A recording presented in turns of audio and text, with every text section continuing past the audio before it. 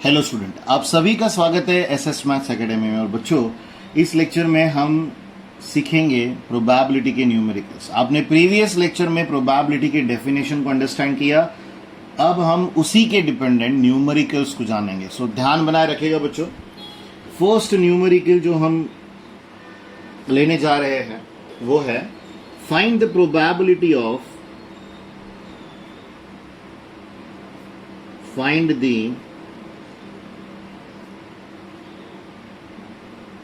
probability of the following. Find the probability of the following when one coin is tossed. When one coin is tossed. इसमें पहला option है getting head और दूसरा option है बच्चों getting tail.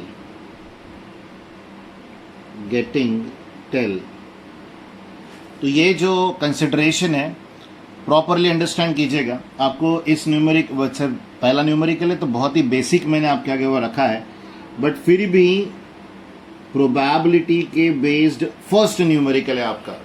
तो जिस तरह से हम इवेंट्स के लिए वर्क किया करते थे वही सोच को रखते हुए यहां पर काम कीजिएगा। सबसे पहले find the probability of following, ये जो टर्म है इसे भूल जाओ। यहां पर क्या बोला गया है, एक्सपेरिमेंट क्या है वो देखो। सो यहां बोला गया है when one coin is tossed. अगर एक कॉइन टॉस होता है तो यहां पर आएगा let capital S be the sample space. Let capital S be the sample space हमेशा की तरह। सो कैपिटल एस में एक कॉइन टॉस करने पर एक तो हेड आ सकता है या तो tail. We all know that. इसका मतलब आपको एन ऑफ एस की वैल्यू मिल गई बच्चों, जो कि कितनी है 2, क्योंकि दो ही पॉसिबिलिटीज है, इससे ज्यादा हो नहीं सकती एक कॉइन के टॉस होने पर। अब आपको पहले इवेंट में क्या बोला गया है, एक बात ध्यान रखिएगा। जब भी कभी प्रोबेबिलिटी का न्यूमेरिकल आपके आगे आता है तो वहां इवेंट मेंशन नहीं होता मोस्ट ऑफ द टाइम। मैं ये नहीं कह रहा हूं कभी भी दिया नहीं रहेगा, but most of the time हमें इवेंट को लेट करके चलना होता है। तो यहां पर ये जो पहला find the probability of getting head जो हमें इवैल्यूएट करने के लिए बोला गया है, तो उसे हम इवेंट ए लेकर आगे बढ़ाएंगे। तो यहां आएगा बच्चों let event capital A be getting head।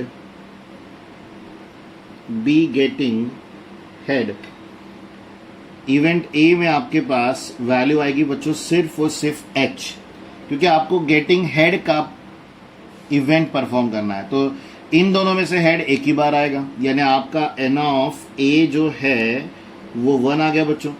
आपको उसी की प्रोबेबिलिटी इवैल्यूएट करने के लिए कहा गया। सो पी ऑफ ए इवैल्यूएट करते हुए जो हमने प्रीवियस लेक्चर में फॉर्मूला देखा था n of A upon n of S, उसे अप्लाई करेंगे। एन ऑफ ए बच्चों 1 है और एन ऑफ एस है 2। तो ये बात हमेशा, अब देखो वैसे तो ये आपके लिए एक न्यूमेरिकल है, बट ये पॉइंट आपको लाइफ टाइम के लिए ध्यान रखना है कि अगर एक कॉइन टॉस हो रहा है तो हेड की आने की प्रोबेबिलिटी 1/2 होती है, जिसे आप एक तरीके से 50% of getting a chance of head कह सकते हो। और टेल के लिए भी सेम ही प्रोबेबिलिटी होगी, क्योंकि दो ही ऑप्शन है तो 50-50% चांसेस होते हैं हेड और टेल के आने के। बट फिर भी न्यूमेरिकल जिस वे में हम हमेशा करते हैं उसी वे में सॉल्व करेंगे। सो ध्यान यहां बनाए रखिए अच्छे से। तो बच्चों इसी में सेकेंड सब क्वेश्चन जहां पर इवेंट बी इंट्रोड्यूस कर रहे हैं। सो लेट बी, यहां पर वर्ड ले लेते हैं event. Let event B getting tell.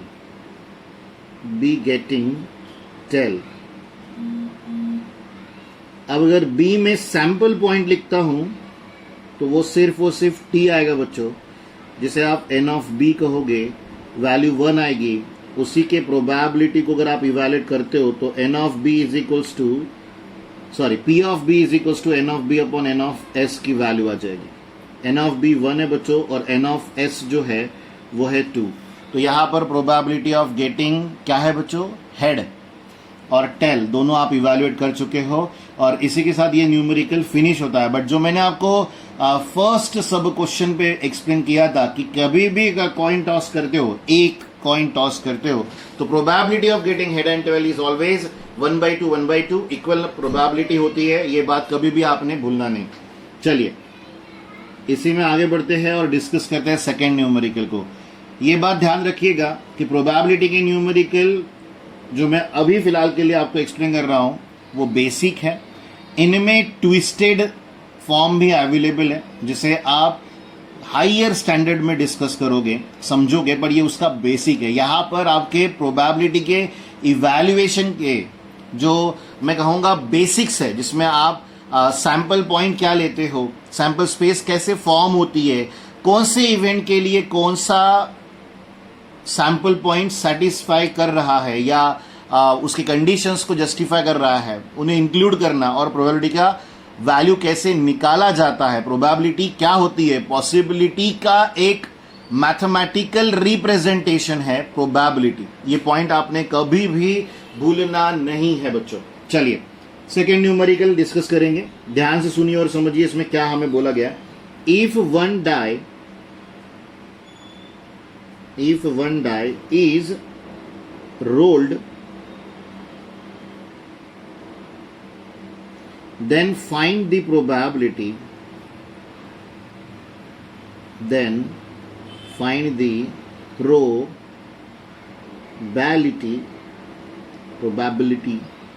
of each of the following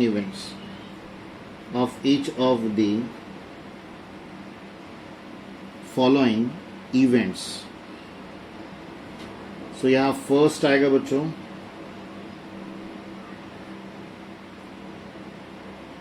number on the upper face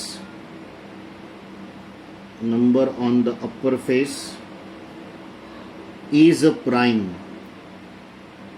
very important.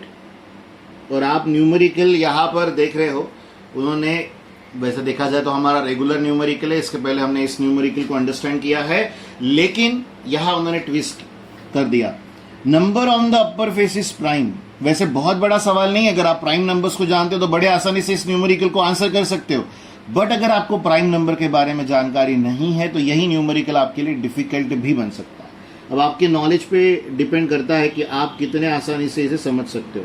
आगे आएगा number on the upper face is even. तो ये है बच्चों आपका क्वेश्चन नंबर 2 जिसे हम सॉल्व करेंगे। ध्यान से सुनिएगा और समझिएगा। सबसे पहले तो सैंपल स्पेस लिखना चाहिए, क्योंकि वही जन्मदाता रहेगा, वही ओरिजिनेटिंग रहेगा पर्टिकुलर इवेंट्स का। इसलिए सबसे पहले किसी भी न्यूमेरिकल में जहां प्रोबेबिलिटी सॉल्व कर रहे हो वहां पर सैंपल स्पेस लिखना चाहिए। तो यहां आ जाएगा लेट कैपिटल S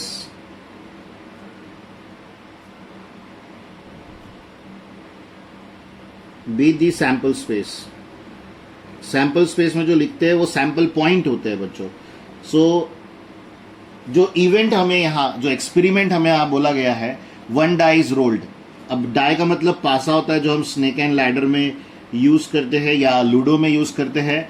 तो पॉसिबिलिटीज 6 होंगी बच्चों, 1 2 3 4 5 6, इसके अलावा कुछ और हो नहीं सकता।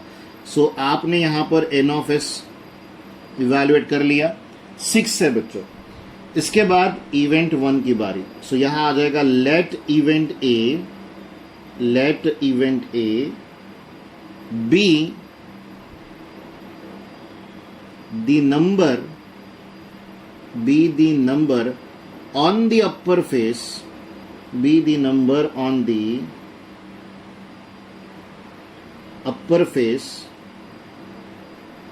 is prime। बच्चों प्राइम नंबर का मतलब होता है जो इटसेल्फ या तो 1 से डिविजिबल है। मैं रिपीटेड कह दूं, प्राइम नंबर का मतलब होता है डिवाइडेड बाय इटसेल्फ ओनली।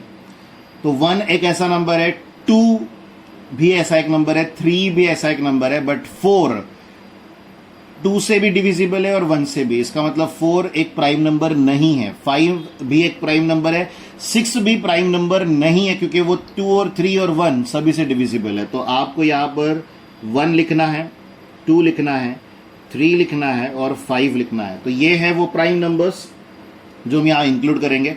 हाँ, एक और पॉइंट मैं आपको बोल दूं कि हम 1 को प्राइम नंबर में, होता 1 प्राइम नंबर ही है लेकिन काउंट नहीं करते। तो यहाँ पर n ऑफ a आ जाएगा बच्चों, विच इज 3 ओनली। 1 को हम निगलेक्ट करके चलते हैं हमेशा ही। प्राइम नंबर जब भी कभी आएगा 1 को निगलेक्ट करके चलिएगा। तो यहाँ पर 2, 3 और 5 हमारे पास प्राइम नंबर्स मिल गए। सो n ऑफ a जो है वो क्या है बच्चों, 3। इस पर्टिकुलर टर्म के बाद अगर मैं probability of event a express करना चाहता हूं तो मुझे n ऑफ a को डिवाइड करना पड़ेगा n ऑफ s से, यानी 3/6 आ जाएगा बच्चों। वैल्यू आ जाएगी 1 बाई क्या बच्चों, 2।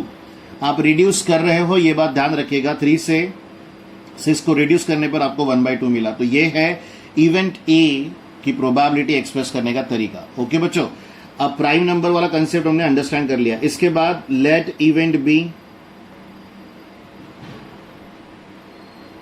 B the number of, sorry be the number on आएगा, ऑफ नहीं आएगा, on the upper face, be the number on the upper face is even. तो इस पर्टिकुलर टर्म के बाद वेरी वेरी वेरी इंपॉर्टेंट, तो आप यहां पर बी सेट में इवन नंबर्स लिखोगे तो 1, 2, 3, 4, 5, 6 में से इवन नंबर यानी डिविजिबल बाय 2 वाले नंबर्स कौन कौन से हैं, तो वो है बच्चों 2, 4 और 6। तो आपको यहां पर n ऑफ b ये वैल्यू मिल गई, यहां आ गया बच्चों 3। So at the end probability of b is equals to n of b upon n of s आ जाता है। n ऑफ b जो है वो 3 है बच्चों, n ऑफ s 6 है। अगेन प्रोबेबिलिटी यहां पर भी 1/2 ही मिल रही है। बट ये एक कोइंसिडेंस है कि आपने जब प्राइम नंबर काउंट किए तो भी वो 3 आए और इवन नंबर काउंट किए तो भी वो 3 आए। इसका मतलब वैल्यू हमेशा ही इक्वल मिलती है या कोई एक पर्टिकुलर स्टेरियोटाइप आंसर होता है, ऐसा आप कंसिडरेशन बिल्कुल नहीं बनाएंगे जिससे आपको तकलीफ होगी। इसलिए ऐसी सोच बिल्कुल भी ना रखें।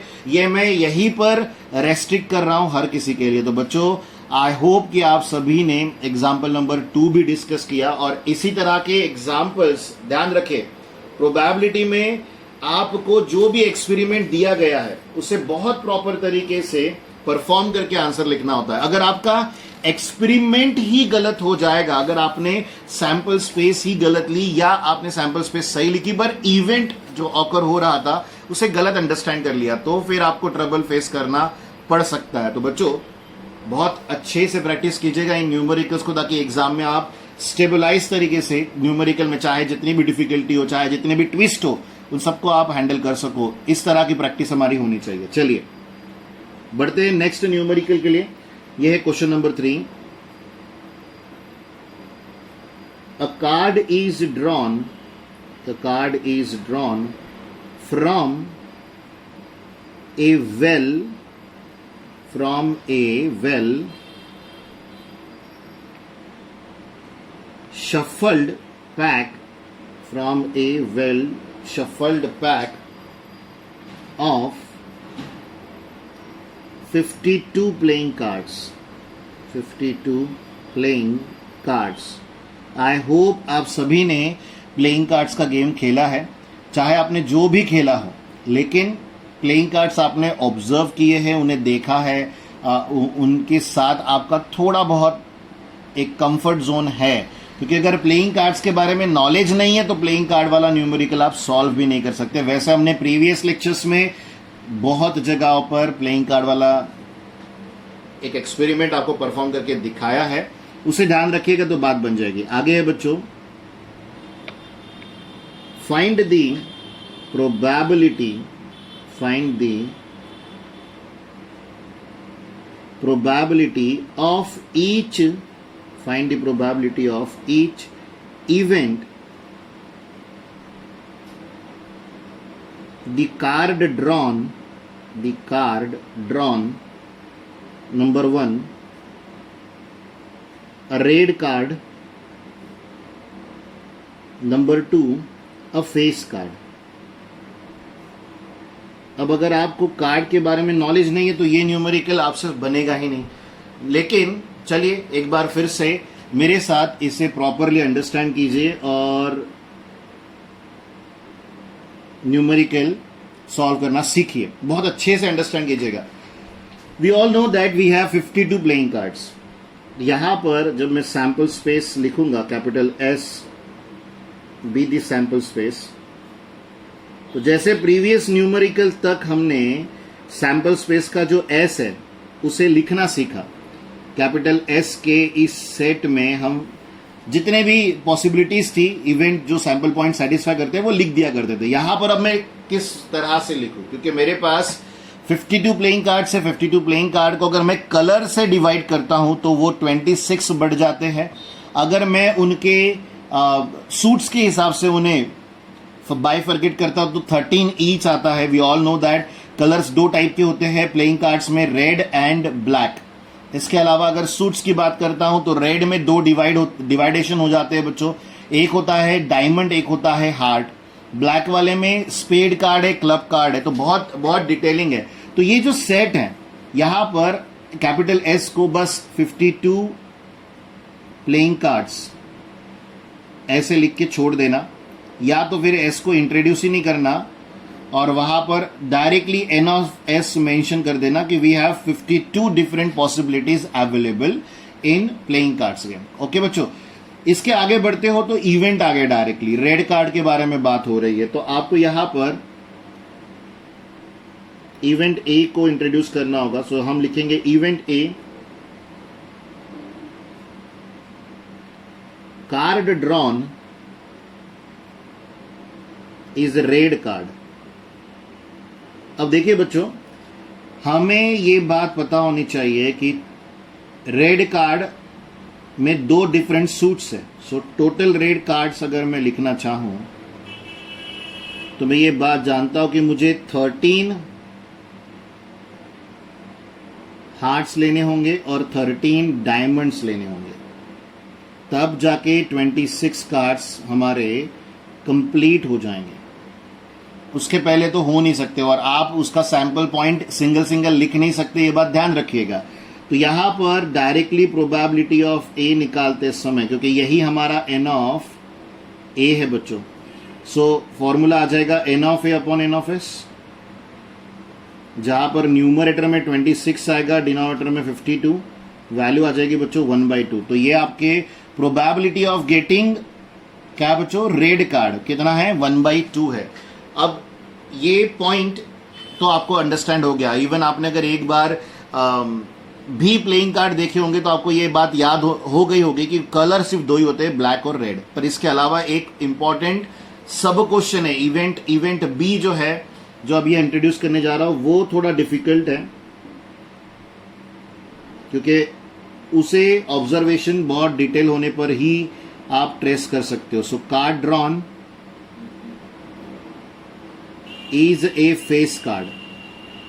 अब जो फेस कार्ड का मतलब क्या होता है, जिस पर फेस बना है उसे फेस कार्ड कहा जाता है। मैं रिपीट कहूंगा, क्या बोल रहा हूं बच्चों, जहां फेस बना है उसे फेस कार्ड कहा जाता है। तो मैं आपको एक्सप्लेन करना चाहता हूं कि किंग, क्वीन और जैक ऐसे 3 कार्ड्स होते हैं जहां पर फेस बना होता है। और अगर आपने प्लेइंग कार्ड्स नहीं देखे तो गूगल कर लीजिए, आपको प्लेइंग कार्ड्स भी देखने मिल जाएंगे, ये बात ध्यान रखिएगा। पर एक बार प्लेइंग कार्ड को जरूर देख लीजिएगा।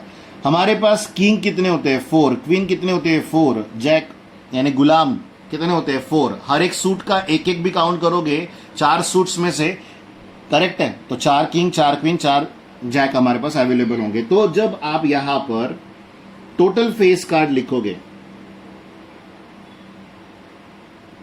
टोटल फेस कार्ड्स जब आप लिखोगे तो वहां बच्चों 4 किंग, 4 क्वीन और 4 जैक यानी टोटल मिलाकर 12 आएंगे। यह आपका एन ऑफ बी है बच्चों। एन ऑफ बी मिल जाने के बाद आप इवैल्यूएट करोगे उसकी probability. So probability of B is equals to n of B upon n of S का टर्म आ जाएगा, यह आ जाएगा 12/52 बच्चों, जो कि सिर्फ और सिर्फ 4 से रिड्यूसेबल है। सो 3 जा आ जाएगा और डिनोमिनेटर में आ जाएगा 13 जा। तो बच्चों ये है आपके प्लेइंग कार्ड में जो 2 इवेंट्स हमें दिए गए थे सॉल्व करने के लिए, उनका आंसर। और होप यही करता हूं कि आप सभी ने इन न्यूमेरिकल्स को बहुत प्रॉपर वे में अंडरस्टैंड किया और इनमें आपको किसी भी तरह की डिफिकल्टी नहीं है अब तक। और अगर होगी बच्चों तो कमेंट बॉक्स में ज़रूर लिख दिया कीजिए कि हमें ये या वो डिफिकल्टी है। नेक्स्ट लेक्चर में उसे इंक्लूड करने की पूरी कोशिश की जाएगी या उस तरह का न्यूमेरिकल फिर से एक बार लिया जाएगा ताकि आपकी डिफिकल्टी वहां से सॉर्ट आउट हो सके। चलिए आगे बढ़ते हैं नेक्स्ट न्यूमेरिकल के लिए। ये हमारा क्वेश्चन नंबर 4 है और प्रोबेबिलिटी का लास्ट भी। तो यहां हम लिखेंगे अ बॉक्स कंटेन्स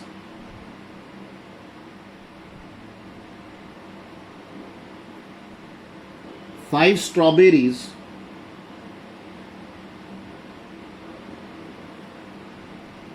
स्ट्रॉबेरी चॉकलेट्स है and 6 coffee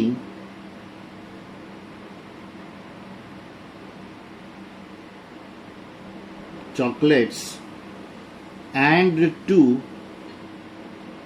peppermint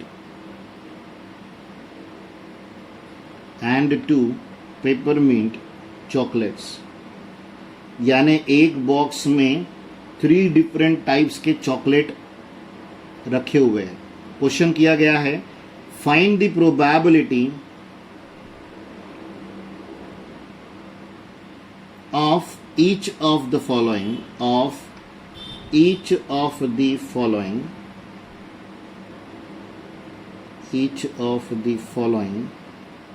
events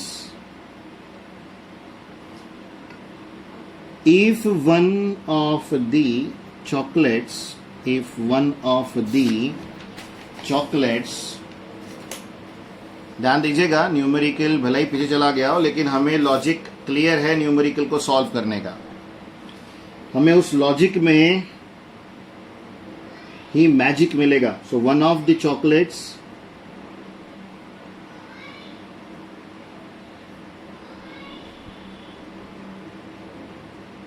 is picked from the box at random।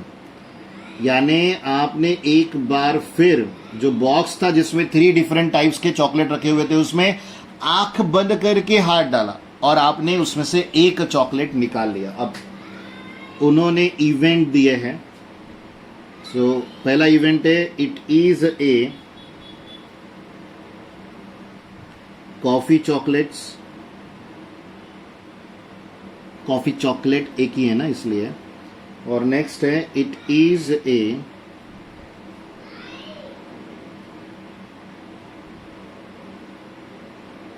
Peppermint chocolate. तो ये है आपका पूरा न्यूमेरिकल। अब न्यूमेरिकल तो मैंने आपके आगे लिख दिया लेकिन अब एक्सप्लेनेशन करते समय कुछ डिटेलिंग बता रहा हूं। ये ले लीजिए बॉक्स, एक प्रॉपर बॉक्स। इस बॉक्स में हमारे पास 5 स्ट्रॉबेरी चॉकलेट्स है बच्चों। इसके बाद हमारे पास 6 कॉफी चॉकलेट्स है बच्चों और 2 पेपरमिंट चॉकलेट्स है बच्चों।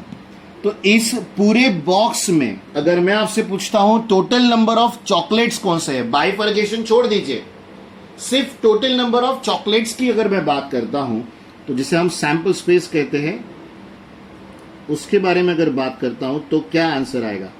सो सैंपल स्पेस जहां पर जिसे हम कैपिटल एस से डिनोट करते हैं हमेशा,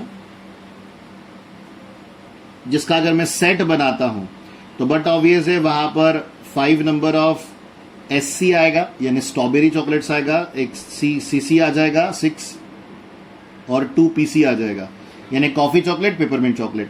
तो N ऑफ S में लिखते समय आपको 5 + 6 + 2 करना होगा यानी टोटल 13 चॉकलेट्स है पूरे के पूरे बॉक्स में। आई होप आप सैंपल स्पेस जो हमने नंबर ऑफ सैंपल स्पेस जो हमने इवैल्यूएट की वो आपको समझ आ गई। और सैंपल पॉइंट 13 है हमारे पास, ये भी बात ध्यान रखिएगा। इसके बाद इवेंट ए के बारे में पर्टिकुलर क्वेश्चन जो हमें पूछा गया उसके बारे में अगर हम कमेंट करें तो सो इवेंट ए इट इज ए जो एक चॉकलेट एट रैंडम आपने बाहर निकाला था आंखें बंद कर, वो कॉफी चॉकलेट था, ऐसा उन्हें कहना है। अगर कॉफी चॉकलेट है तो एन ऑफ ए की बात करूंगा। कॉफी चॉकलेट कितने हमारे पास 6 है, तो 6 में से कोई भी एक निकल आए, हमारा फायदा ही फायदा, हमारा इवेंट प्रॉपरली वहां पर ऑकर हो जाएगा। So probability of that event is n of A upon n of S बच्चों, जहां पर आप लिखोगे 6/13, और ये रिड्यूसेबल नहीं है, ये एज इट इज रहेगा, क्योंकि 6 13 को रिड्यूस नहीं कर सकता, या कोई ऐसा नंबर नहीं है जो इन दोनों को एट ए टाइम रिड्यूस कर दे। तो एन ऑफ ए 6 है और प्रोबेबिलिटी ऑफ ए 6/13 है। 13 में से 6 चॉकलेट ऐसे है जो जिनमें से कोई एक भी आप निकाल लेते हो तो इवेंट ए ऑकर हो जाएगा। It is a peppermint chocolate. Event B हमारा पेपरमिंट चॉकलेट के लिए है।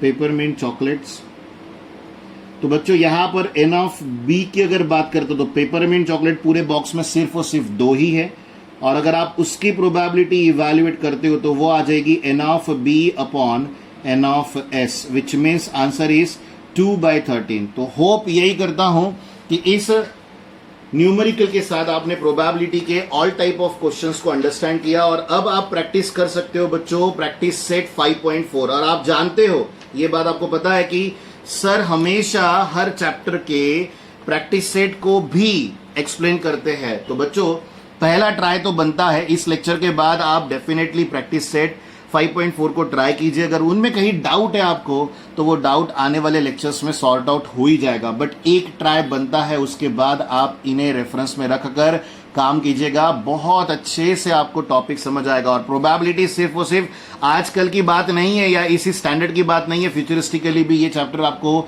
बहुत जगह पे काम आएगा, इसीलिए अंडरस्टैंडिंग प्रॉपर होनी चाहिए, ऐसा मैं बार बार लगातार आपको कह रहा हूं। बाय बाय बच्चों, आपसे मुलाकात होगी नेक्स्ट लेक्चर में प्रैक्टिस सेट 5.4 के साथ। Take care.